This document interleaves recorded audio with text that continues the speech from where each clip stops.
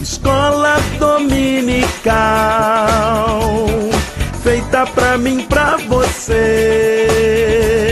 Espaço pra crescer e a Bíblia conhecer, sempre junto com você.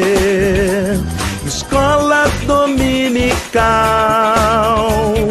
feita pra mim, pra você.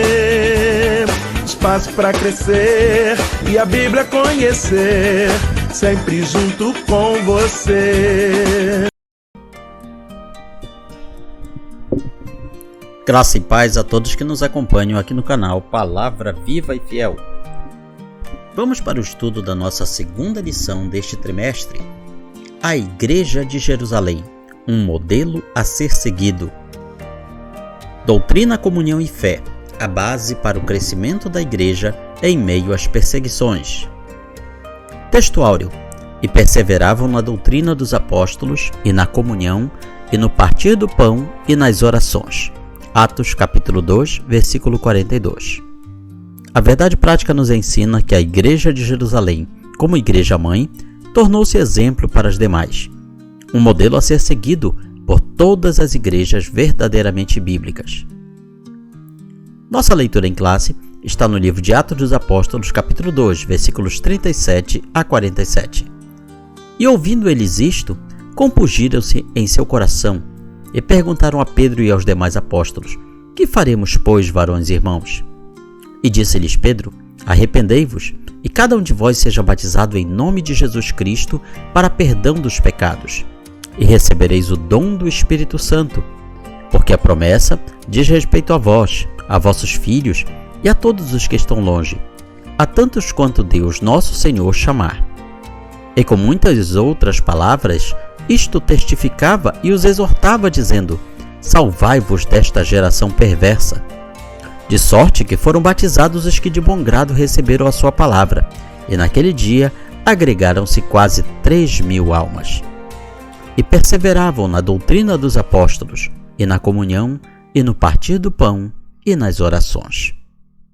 Em cada alma havia temor, e muitas maravilhas e sinais se faziam pelos apóstolos. Todos os que criam estavam juntos e tinham tudo em comum. Vendiam suas propriedades e fazendas e repartiam com todos, segundo cada um tinha necessidade.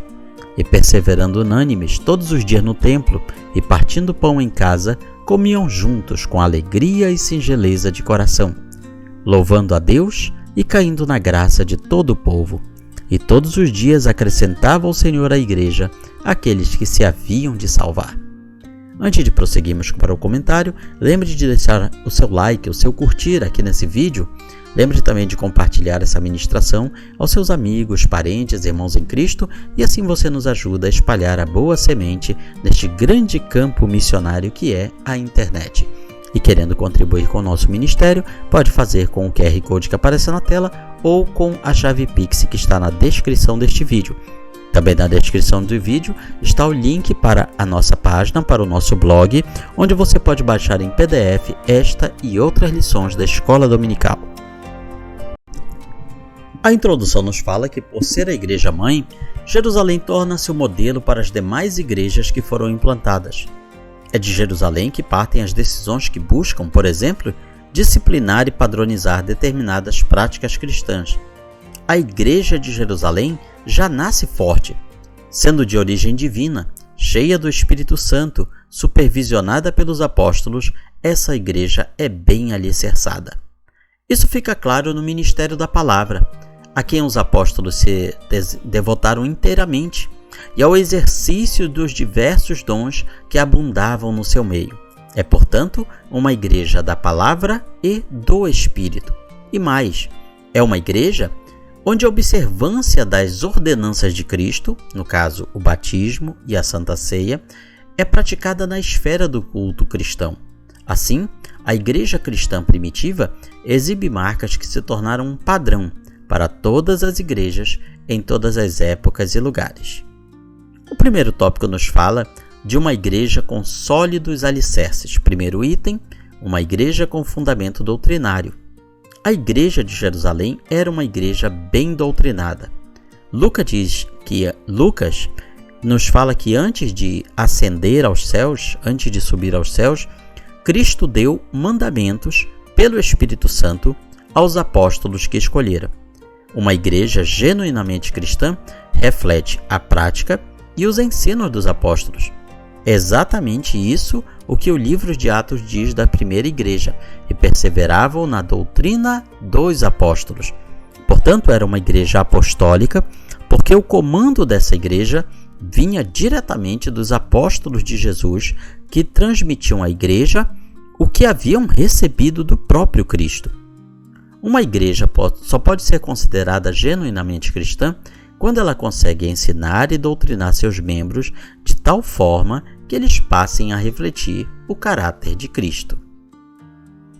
O segundo item nos fala: perseveravam na doutrina dos apóstolos. Essa expressão diz muito sobre o processo de discipulado da igreja de Jerusalém. Era uma igreja bem doutrinada, portanto, bem discipulada. A palavra doutrina traduz o termo grego didaquê, que significa ensinar, instruir. Portanto, doutrina não tem a ver necessariamente com usos e costumes, como se tornou muito comum pensar. Na realidade, doutrina quer dizer ensino, instrução, tem a ver com o discipulado cristão. O discípulo é alguém que consegue reproduzir, levar adiante o que aprendeu do seu mestre. O discípulo é como se fosse um aluno. E o aluno, ele precisa conseguir reproduzir aquilo que o mestre ensinou. Os apóstolos aprenderam de Cristo. A igreja cristã primitiva aprendeu dos apóstolos e agora vivia isso a fim de transmitir a outros o que aprendeu. A tragédia da igreja acontece quando ela não consegue ser discipulada, ou seja, não consegue aprender a doutrina cristã, e nem tampouco discipular, ou seja, ensinar aos outros essa doutrina. Terceiro item, uma igreja relacional e piedosa. A igreja de Jerusalém perseverava na comunhão.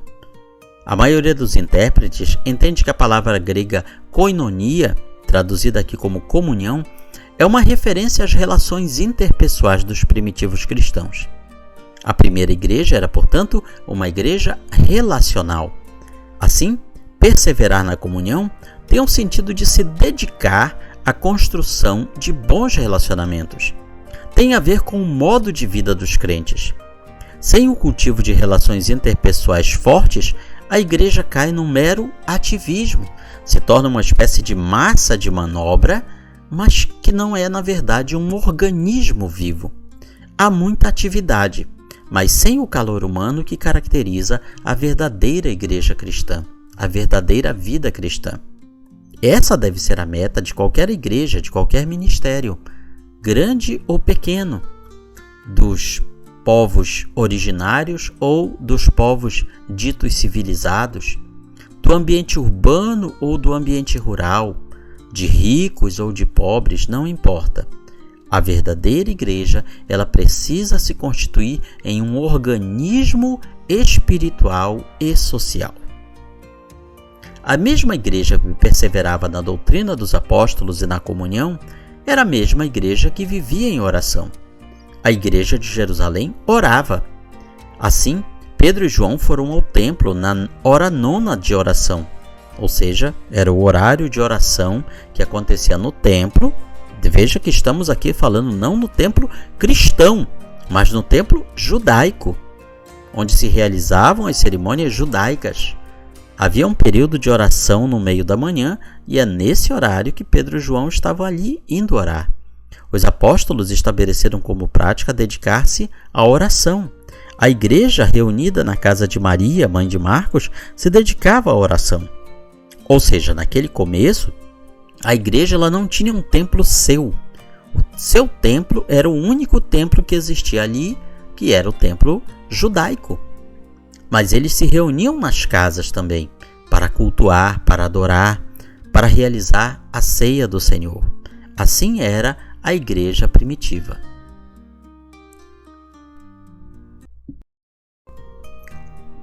Segundo tópico, uma igreja observadora dos símbolos cristãos. Primeiro item, o batismo. Após o primeiro sermão do apóstolo Pedro na igreja de Jerusalém, e como resposta a uma pergunta, ele disse ao povo: arrependei-vos e cada um de vós seja batizado em nome de Jesus Cristo para perdão dos pecados. Naquela época, a primeira igreja batizava quem se convertia, ou seja, a partir do momento que a pessoa decidia se converter a Cristo, ela já era batizada nas águas. Quase não havia separação entre o momento da conversão e do batismo. Ela sabia que o batismo era uma das ordenanças de Jesus e que ele era um dos principais símbolos da fé cristã. O batismo era um dos primeiros passos da fé cristã, um rito de entrada para a nova vida em Cristo. Mas para ser batizado, a pessoa precisava ter se arrependido dos seus pecados e crido em Jesus. Era preciso ter consciência do sentido desse símbolo de fé. Assim, o batismo era um testemunho público de que a pessoa havia se convertido. Por meio dele, os cristãos de Jerusalém mostravam ao mundo que sua vida agora era diferente, que eles tinham uma nova vida em Cristo. Ou seja, o batismo nas águas, ele não é algo inventado pelo cristianismo, ele já existia antes, como parte de alguns rituais judaicos de purificação. No entanto, ele é agora tomado pelo cristianismo com um símbolo diferente, com um símbolo de arrependimento, de conversão, de entrada em uma nova crença, em uma nova religião. Esse símbolo, portanto, ele é tomado pelo cristianismo como uma das ordenanças. Você vai observar que João Batista, ele já batizava nas águas como forma de simbolizar o arrependimento das pessoas. Até então, ainda não havia começado o cristianismo, mas aí, no batismo de João, você observa que já é uma seta apontando para o batismo cristão. É uma transição do batismo judaico para o batismo cristão. O segundo item fala da ceia do Senhor. A ceia do Senhor é outra ordenança dada por Jesus e que foi observada pela igreja de Jerusalém. Perseveravam no partir do pão. Partir do pão é a maneira que o livro de Atos dos Apóstolos nos mostra a ceia do Senhor. Ela não usa ainda essa expressão, ceia do Senhor, aqui em Atos dos Apóstolos. Ela chama de partir do pão. Vamos encontrar hoje em dia pessoas que confundem essa palavra, essa expressão partir do pão com repartir o pão, que é outra coisa. Repartir o pão é bíblico, é ajudar o próximo, o carente, o necessitado, mas não é a mesma coisa que este partir do pão que é mencionado ali em Atos dos Apóstolos. A maioria dos estudiosos concorda que esse texto é uma referência à prática da ceia do Senhor dentre os primeiros cristãos. Donald Gee, um dos principais mestres do pentecostalismo britânico, disse que quando tomada corretamente, a ceia leva a igreja ao próprio coração de sua fé, ao próprio centro do evangelho, ao objeto supremo do amor de Deus, porque a ceia do Senhor está apontando para os dois símbolos, pão e vinho, símbolos do corpo e do sangue de Jesus, do sacrifício que Jesus fez por todos nós. Portanto, quão abençoado é esse partir do pão? Parece provável que os primeiros cristãos, combinando essa ordenança simples com a festa do amor de sua refeição comum, lembravam assim a morte do Senhor todos os dias. Também do livro de Atos dos Apóstolos, nós observamos que este partir do pão ele era realizado no primeiro dia da semana, que é o dia da ressurreição de Jesus. O primeiro dia da semana, que hoje nós chamamos domingo, naquela época era um dia de trabalho comum. Ele não era um feriado religioso, ele não era um feriado civil, era um dia comum, como havia em qualquer outro lugar. Somente muitos séculos depois, quando o cristianismo se estabeleceu como religião oficial, é que o domingo passou a ser um dia de descanso, de repouso, de cessação de trabalho para dedicação exclusiva aos trabalhos religiosos. Observamos assim que os primeiros discípulos de Jesus, eles realizavam esse partir do pão, a comemoração da ceia do Senhor, para lembrar também da morte e ressurreição de Jesus. Terceiro tópico: uma igreja modelo. Primeiro item: uma igreja reverente e cheia de dons. É dito da igreja de Jerusalém: em cada alma havia temor. A palavra grega traduzida como temor é phobos, que também significa reverência, respeito pelo sagrado. Havia um forte sentimento da presença de Deus. Havia um clima da presença do sagrado, do que é santo, o mesmo sentido que teve Moisés quando o Senhor o mandou tirar os sapatos dos pés, porque o lugar que estava era terra santa, como lemos em Êxodo 3:5. Precisamos aprender com a primeira igreja. Não podemos perder o respeito pelo sagrado. Lucas destaca que muitas maravilhas e sinais se faziam pelos apóstolos. Sinais, em grego, teras. Maravilhas, semeion, são as mesmas palavras usadas pelo apóstolo Paulo para se referir aos dons do Espírito Santo que se manifestavam em suas ações missionárias. Os dons espirituais ornamentavam a igreja cristã primitiva. Segundo tópico: uma igreja acolhedora. Dentre as muitas marcas de uma igreja relevante, o acolhimento aparece como uma das principais. Uma igreja, para se tornar relevante, necessariamente deve ser acolhedora. A igreja de Jerusalém é um modelo de igreja acolhedora. Além de estarem juntos, o texto bíblico diz que naquela igreja todos os que criam estavam juntos e tinham tudo em comum, ou seja, havia ali comunidade. Hoje em dia, nós vamos encontrar pessoas que confundem esse texto dizendo que a igreja primitiva era comunista. E não é isso. Comunismo, a ideia que fazemos hoje de comunismo, é algo totalmente diferente do que era a igreja primitiva.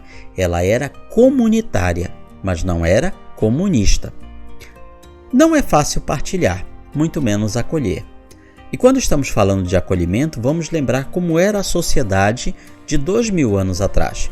Uma sociedade fragmentada, dividida entre ricos e pobres, entre escravos e senhores, entre judeus e não judeus, todos ali forçados a conviver entre si pela mão de ferro do Império Romano. E também, claro, não podemos esquecer a divisão que havia entre dominadores romanos e dominados, os demais povos. Ou seja, havia divisões entre as pessoas. Não é muito diferente de hoje em dia. Existem muitas divisões entre as nossas sociedades. Quando olhamos apenas para a sociedade brasileira, nós vemos essa dicotomia entre ricos e pobres, entre pessoas de uma determinada classe política e de outra, ou de pessoas que não querem ter nada a ver com política. Nós encontramos essa divisão entre pessoas da religião X e da religião Y. Nós encontramos várias divisões na sociedade brasileira. Até porque somos um povo formado pela junção de 3 povos, sem falar outros que depois foram sendo incluídos. Ou seja, existem sim muitas dicotomias e heterogeneidades na nossa sociedade brasileira. Tudo isso nos mostra a dificuldade de acolher, de partilhar. A nossa tendência é nos fechar em nosso mundo, deixar de fora quem julgamos ser inconveniente. Já numa igreja acolhedora, os membros se sentem acolhidos e parte do grupo. Não é fácil nós acolhermos quem é diferente de nós. Quem veio de outra cidade, quem veio de outra religião, quem veio de outra classe social diferente da nossa, quem partilha um pensamento político diferente do nosso, não podemos deixar isso de lado.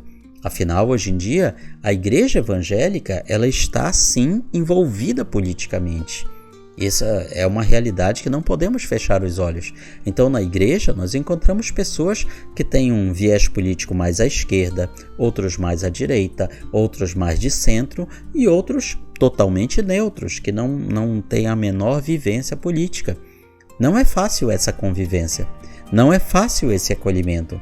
Somente através do agir de Deus é que nós podemos vencer essas barreiras. Terceiro item, uma igreja adoradora. A igreja de Jerusalém era também uma igreja adoradora. Atos 2, versículo 47, aparece a expressão louvando a Deus. Louvando traduz o verbo grego aineo. É o mesmo termo usado para se referir aos anjos e pastores que louvavam a Deus por ocasião do nascimento de Jesus. É também usado para descrever o paralítico que louvava a Deus depois que foi curado junto à porta formosa do templo. É, portanto, uma expressão de júbilo e de gratidão. Louvar é muito mais que simplesmente cantar. É uma expressão de rendição, de total entrega. É o reconhecimento da grandeza de Deus e de seus poderosos feitos. Será que a nossa igreja hoje está sendo uma igreja adoradora? Ou estamos apenas cantando? Estamos apenas louvando no sentido mais amplo do termo? Será que nosso louvor realmente está sendo uma adoração? Está chegando ao trono de Deus? Concluímos esta segunda lição com o seguinte texto. Vimos nesta lição algumas características que marcaram a primeira igreja. Frequentemente nos referimos a ela como a igreja primitiva. Vemos como sendo uma igreja ideal, um modelo para todas as outras. De fato, ela é a igreja-mãe. Isso, contudo, não significa dizer que a igreja de Jerusalém não tivesse problemas. Pelo contrário, veremos em outras lições que havia alguns bem desafiadores. Nada, contudo, que tire o seu brilho e nos impeça de espelharmos nela, de espelharmos a nossa igreja pela igreja primitiva. Será que estamos próximos do modelo de igreja de Jerusalém? Nossa igreja está sendo acolhedora? Nossa igreja está sendo uma igreja adoradora? Nossa igreja está sendo uma igreja comunitária? Estamos realmente valorizando o partir do pão, as orações, o batismo nas águas? Estamos realmente seguindo neste modelo que Jesus deixou para nós com a igreja de Jerusalém? Essa é uma reflexão que cada crente deve fazer. Concluímos então aqui a revisão desta nossa segunda lição do trimestre. A Igreja em Jerusalém, um modelo a ser seguido. E na sua escola bíblica dominical você vai aprender muito mais. Comente, curta, compartilhe este vídeo, nos ajude a espalhar a boa semente aos corações. Que Deus nos abençoe.